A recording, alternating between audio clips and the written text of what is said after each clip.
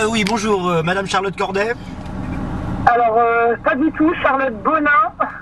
C'est pas grave, on n'est pas à ça près. Jean-Claude Lourdingue pour Slam FM TV, nous enquêtons à l'heure actuelle sur le kidnapping de la Jarre Nacré du slam français.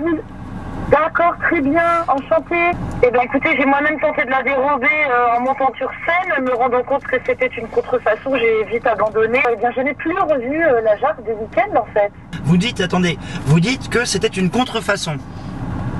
Ah non, oui, alors oui, il s'avère qu'il y a eu sur scène, il y a eu une contrefaçon d'installer.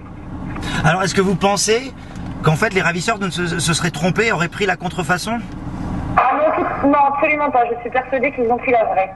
Que dire, comment réagissez-vous à cette escalade de la violence qui a vu aussi, dès le lendemain, le kidnapping du flamand du SOAT de l'équipe de Poitiers? C'était une cigogne.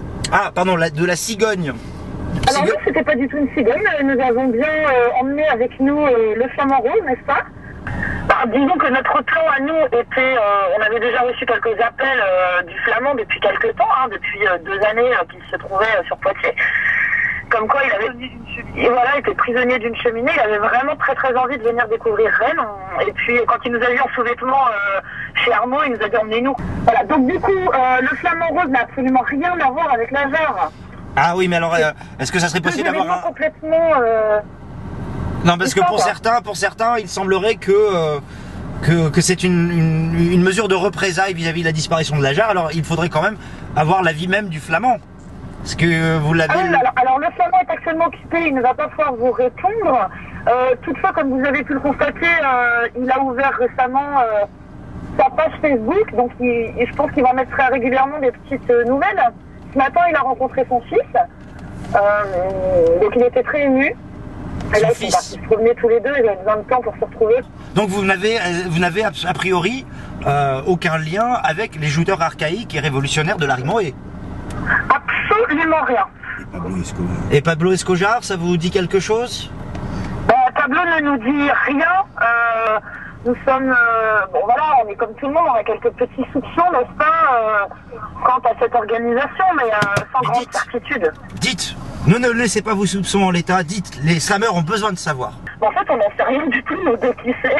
On n'a pas tout suivi, donc non, il ne m'étonnerait point que nos amis de poéterie soient pas tout à fait inconnus à cette affaire. Vous pensez que c'est un coup du potier anonyme?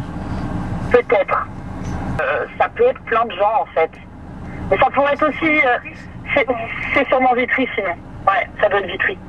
Les bonnets rouges, tout à fait. Non, je pense que... Alors, soit c'est... étant donné l'humour qui se cache derrière tout ça, j'aurais tendance à penser que ce ne sont pas des mauvais perdants. D'accord. Vous y voyez de l'humour? Moi, j'y vois de l'humour. Certes, c'est tragique, ce qui se passe. Mais quelque part c'est fait avec une... Et en même temps on voit bien que c'est pas professionnel, ils savent pas recopier une jarre correctement. Donc j'ai des difficultés à mettre une tête sur ces ravisseurs.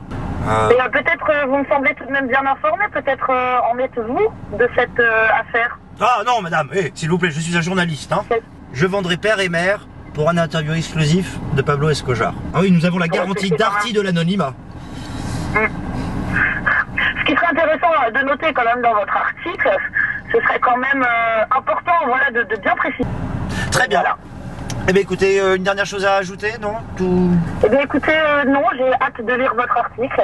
Oh non, on n'écrit pas nous.